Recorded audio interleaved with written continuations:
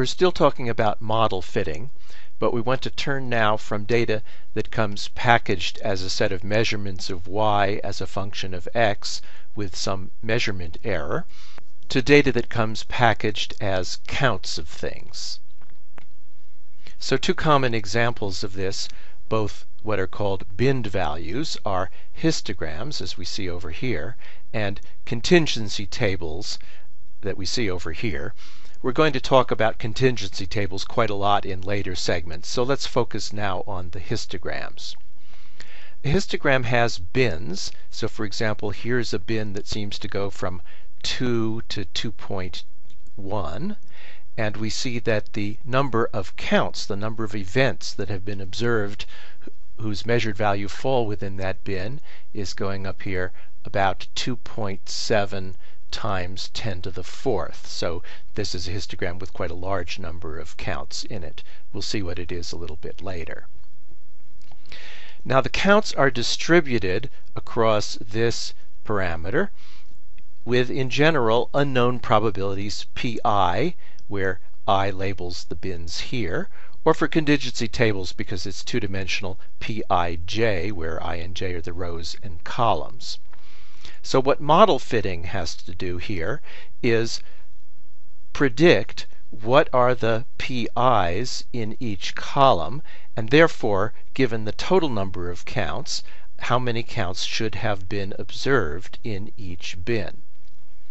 That is to say, if the model tells us what pi is, the probability of an event in this bin, then the number of events that we observe should be drawn from the binomial distribution, where we have n tries, one for each of the total number of events, and each event has a probability pi of falling into that bin. Now that's not quite right, because if we've specified n, the total number of counts in advance, then there's a little bit of dependency. The counts in each bin are not quite independent of each other, and so we could say that more precisely by saying that the whole set of the ni's is drawn from a multinomial distribution with n total counts and a whole set of pi's, one for each bin. Now for histograms like this, one commonly has a set of approximations. Ni is much less than n. That means that the number of counts in any one bin is only a small fraction of the total number of counts. And this, of course, implies that pi, the probability of an event landing in that bin, is much less than 1 for all I. And when this holds, we'll see that we can make use of this in later approximations.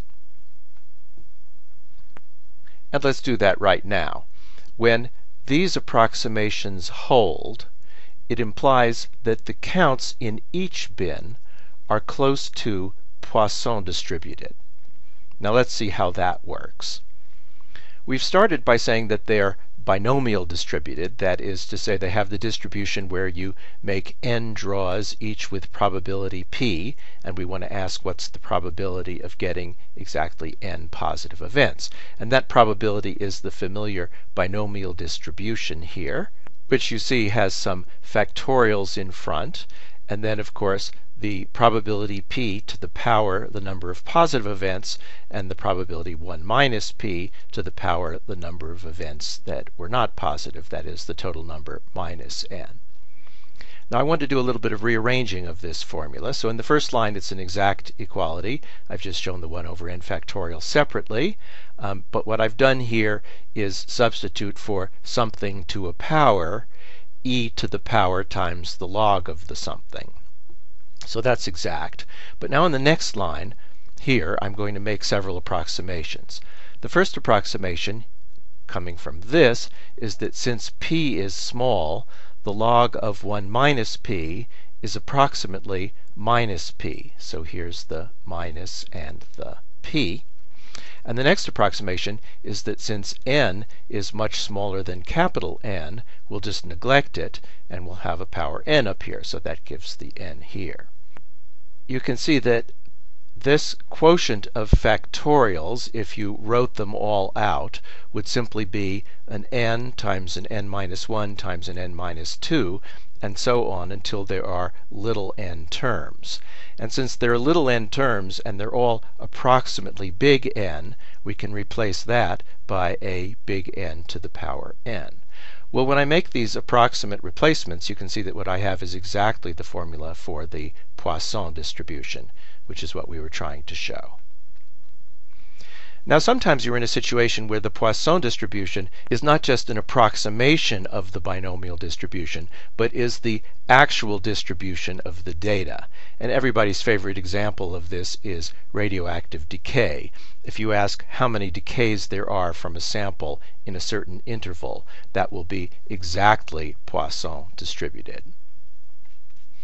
The difference between Poisson and binomial as the fundamental underlying distribution, of course, depends on whether this number n, the total number of events, was a constraint, was a number that you set out to measure, or whether it just happened, namely each bin was Poisson distributed with some mean of capital N times some probability p, and then when you add up all of the observed number, you get some value n. It was not constrained beforehand. We're going to return to issues like this when we discuss contingency tables, because details of the exact protocol, things like was n fixed in advance or did it just happen to occur, sometimes can subtly affect the statistics of the result. I also want you to recall properties of the Poisson distribution, that if x is drawn from a Poisson distribution with parameter lambda, then lambda is just exactly the mean value of x, and lambda is also the variance of x, so that the standard deviation of this random variable will be the square root of lambda. So that histogram we just saw is actually biological in origin. It's the distribution of the log base 10 of exon lengths in the human genome. So you can see that the most common lengths are around 2, that is to say 10 to the 2, which is 100, but that they have quite a broad distribution extending up here. And here we have code that essentially just finds in some cell array that we have around the data here, and using the hist function in MATLAB pulls out the number of counts in each bin. It turns out that MATLAB puts overflow counts into the end bins, and that's not what we want. So we're going to trim both the counts and the bin centers between 2 and end minus 1 to produce the histogram shown here. We're also going to compute, as I mentioned, the standard deviation in each bin, which is the square root of the number of counts. And then for reasons that you're going to see very shortly, I'm going to add 1 to the number of counts before I take the standard deviation. That 1 is called a pseudo count. Now we're going to want to see how close the data is to a model. And the model is going to make predictions about the individual probabilities pi for each bin. So on average, we would expect, if n is the total number of counts, there to be n times pi counts in bin number I. And we observe little n sub I counts in each bin. So you're probably not surprised. We're going to construct a statistic that's very much like chi-squared. In fact, it's called Pearson's chi-squared.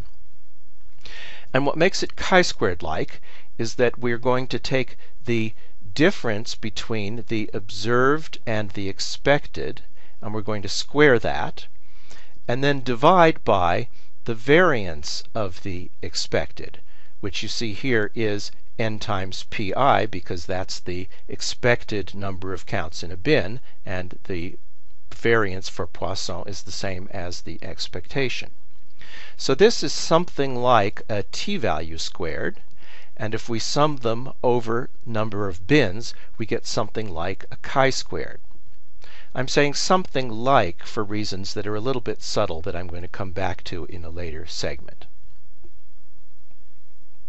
But it turns out that people don't usually use this chi-squared measure, the Pearson measure. Sometimes they do, but often people use what's called a modified Nieman measure. And the difference is that Pearson is observed minus expected squared divided by expected, and Nieman is observed minus expected squared divided by observed, although it's not quite observed, it's a modified observed, and it's modified by a pseudo count. So you can see how that works here. The numerators are the same for Pearson and modified Nieman, whereas the denominator, the expectation of NPI, I should say the observed value corresponding to NPI, is little n sub I, and then we add a pseudo count here. So this also is chi-squared like, but not exactly the same as the Pearson chi-squared up here. Now, why would people do such a thing as to use a modified Nieman instead of a Pearson? Well, first of all, let's note that it's really the numerator that drives the fit here. Namely, we're trying to adjust model parameters, which will adjust the pi's here, to drive all of these ni's to be equal to the respective capital N times pi's here. And so it's basically a sum of squares of differences, and it's that same sum of squares of differences in the two statistics here. So the first point is the denominator shouldn't really matter very much in bringing a model close to the data. The second point is that many nonlinear least squares fitting algorithms and packages require that the sigmas, what we were calling the sigmas previously, that is the measurement errors, be input and not part of the model. And you see that's really the difference here. Here the pi's which occur in the denominator are part of the model. Here the denominator comes from the data. So it's a convenience, and it allows connection with a great body of numerical algorithmics on how to actually find the minimum of this chi-squared that also drives people to modified Nieman. And then the third point related to the second is that modified Nieman is more likely to converge to the correct global minimum of this chi-square function, because it turns out that when you have this pi in the denominator, if there happen to be bins with quite small values of pi, and pi is itself uncertain because it comes from the model, then that can drive big changes in one of the terms here and drive you to a spurious local minimum. So those are the reasons that people often use Nieman instead of Pearson. Now I have to make two asides here. The first interesting aside is back to what is this mysterious pseudo count.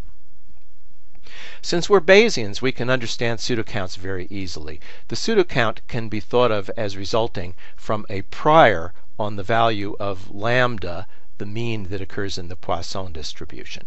So let's see how that works. And here in the two columns I'm doing it here in Mathematica and here in regular notation. So we write down the Poisson distribution, actually something just proportional to the Poisson distribution, that is to say lambda to the n e to the minus lambda. Now, normally if we're looking for the maximum likelihood value of this distribution, for example, we might try to find the value of lambda where the derivative of this distribution vanishes, because that will be the maximum of this distribution.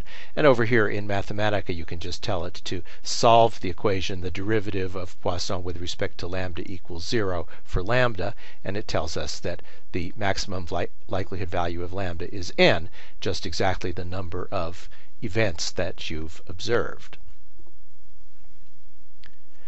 On the other hand, let's add a prior. And let's, instead of considering the probability to be the Poisson probability, let's consider it to be the Poisson probability times lambda to some power alpha. So here I'm going to solve the same maximum likelihood equation, but I'm going to multiply the original Poisson distribution by lambda to the alpha. And you'll see, not too surprisingly, that now the maximum likelihood is alpha plus n, or over here lambda is equal to n plus alpha, which is just adding alpha pseudo counts to the data. So when we add one pseudo count to the data, that's putting in a prior proportional to lambda to the 1, and that's essentially a prior that just says that lambda equals 0 is a priori very unlikely, that no bin should have exactly a 0 probability of occurrence. A second aside I have to make is that for some reason MATLAB lacks a weighted nonlinear fit function.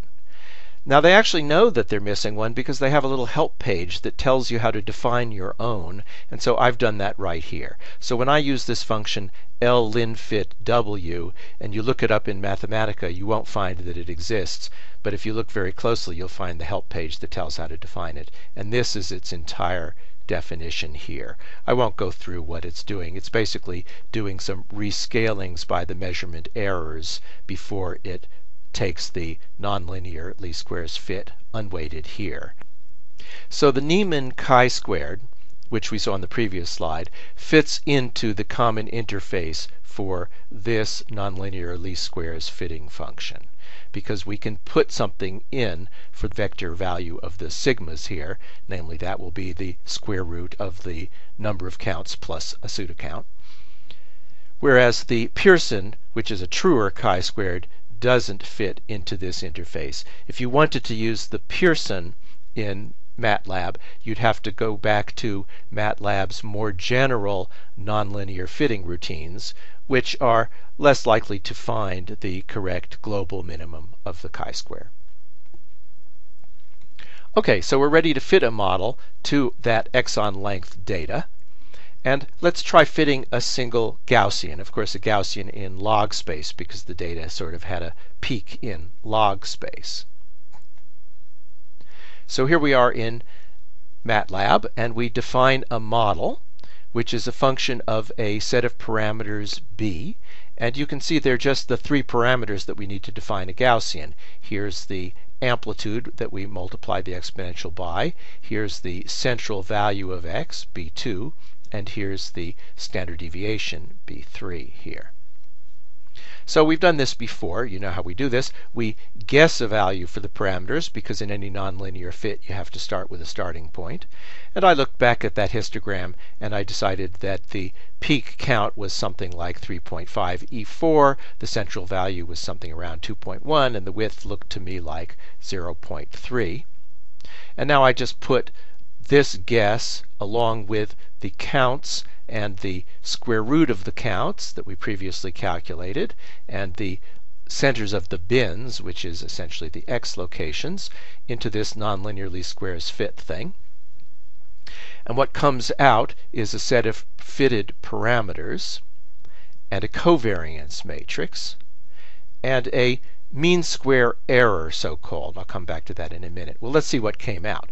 Well, sure enough, we got out a central value that was pretty close to what I had guessed, because I looked pretty carefully, 2.09.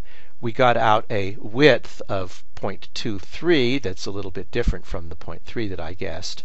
And here's the peak amplitude we got out, 29,000 instead of 35,000. Interestingly, of course, here's the covariance matrix of those parameters.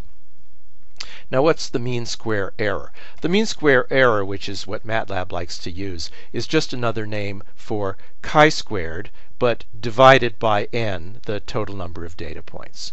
So since we've previously learned that in a good fit, chi-squared has a peak value of about n, or the number of degrees of freedom, actually n minus the number of fitted parameters, mean square error should be about 1 for a good fit.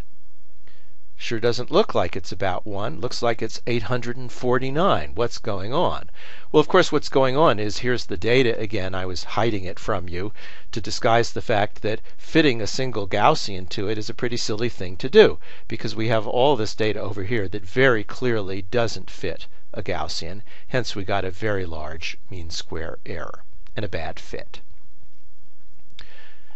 Well, let's try fitting two Gaussians. So this time I'll put the MATLAB model function into an external file. Here's a function y, model two Gaussians, and now there are 6 parameters b. b1 through 3 are the parameters of the first Gaussian, and b4 through 6 are the parameters of the second Gaussian. Otherwise, we just go through the same procedure. We make a guess. Here I'm just copying the guess for the first Gaussian from the previous slide, and I'm guessing new values for that other little tail out there. I'm guessing that it's centered at about 3, and it seems to have a bigger width, 0.5.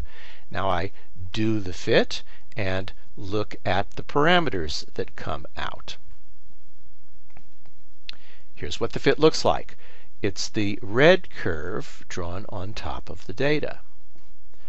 Well, it kind of looks pretty good. It looks like we've really managed to capture the idea that there's a tail here that doesn't fit the first Gaussian, but does fit something like a second Gaussian. However, if you look at the mean square error here, you'll see that it's still huge. It's 163, and it should be about 1. So although this two-Gaussian model seems to capture the data qualitatively, it's still quantitatively a bad fit. Now, whether you should worry about this depends completely on whether you believe that this model should be exact, or whether you're simply trying to find a reasonably good empirical fit to some, in this case, biological data.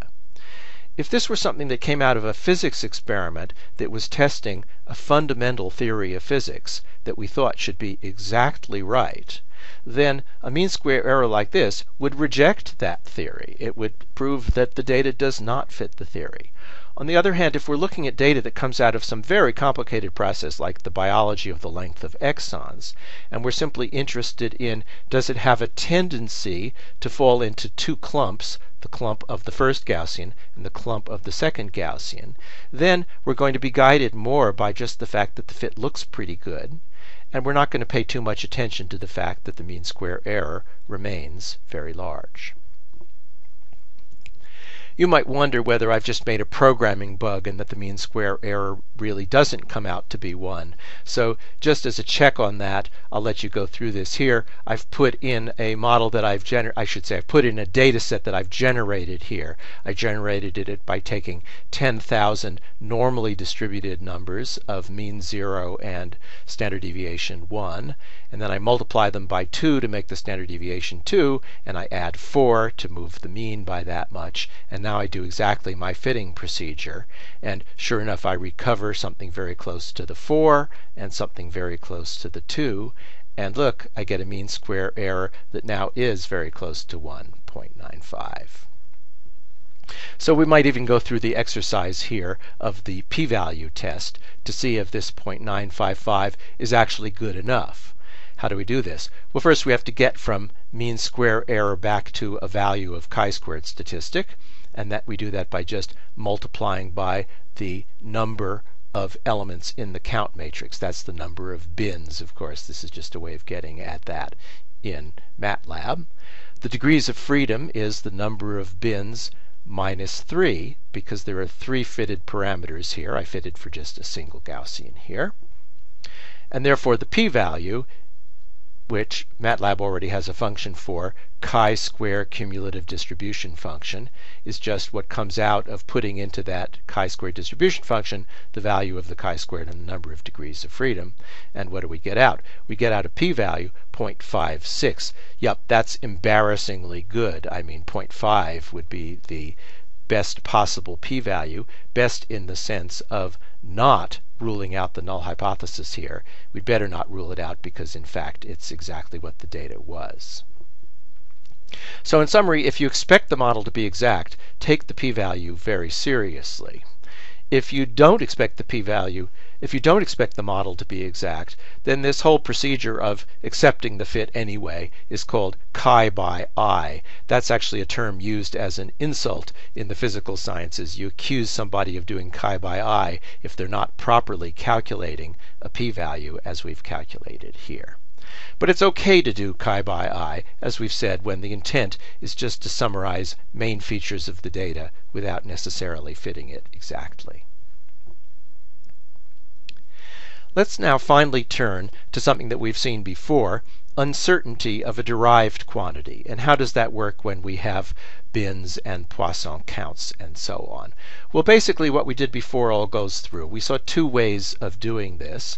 Here I'm going to take as the derived quantity of interest the ratio of the areas of those 2 Gaussians. In other words, how many exons seem to clump around 2 roughly, and how many exons seem to clump around 3 in the log space. Okay, what do? Well, we've seen this before.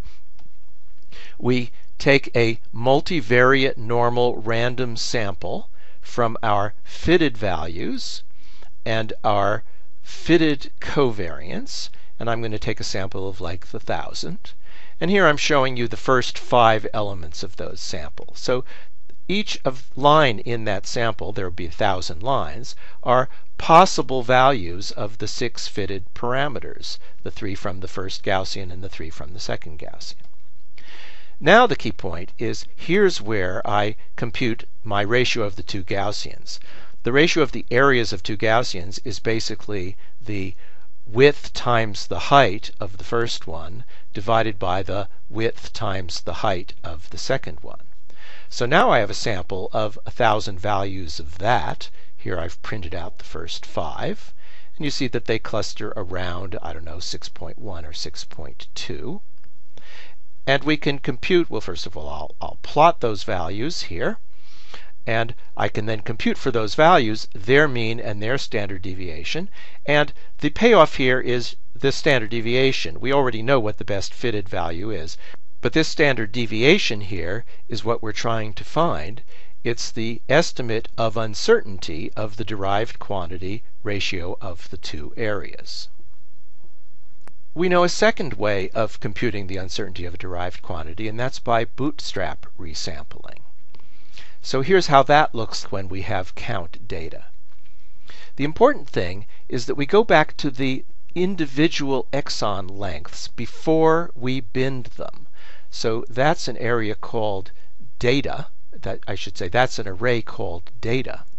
And you can see that what we do in each iteration of the Bootstrap is we random sample the data with replacement. So we pull out a number of individual data values equal to the original value, and then we rebin them into the bins. In other words, you can't bootstrap by picking some bins and not other bins with replacement. Well, I suppose you could actually, but that's not the best way to do it. The best way to do it is to go back and resample on the original data. And if you go through this and do many Bootstrap resamples, I've here done 1,000. If this MATLAB is confusing to you, go back and look at what we did in our segment on Bootstrap Resampling. And you'll see once again, I get a histogram of answers, all centered on the best fit value, so that's not what I'm interested in. But what I am interested in is that I get an estimate of the uncertainty of those 2 areas. And I can compare this Bootstrap estimate with the resampling of the posterior estimate. They're both very, very similar. We get very similar estimates of the uncertainty of these areas. And that's a good thing, and it's because we have lots of data. We're in asymptopia. Let me remind you that the number of counts was in the tens of thousands in each bin, so that the ratio of areas 6.3 plus or minus 0.1 as one standard deviation can be estimated either by Bootstrap resampling or by sampling of the posterior distribution. Now you'll notice that I often end my segments with little cautionary words, and that's sort of bookmarking for things that we're going to come back to in later segments. So let's remember here that the model is not a perfect fit. We did chi by I. And let's also remember that therefore our value and uncertainty just are what they are. They're the best fitting parameters of an imperfect model. And they have no magical power to peer through the imperfect model, as I say, into the underlying heart of nature and tell us more about the data than the model is able to tell us. And we'll come back to this point later, revisiting this data set.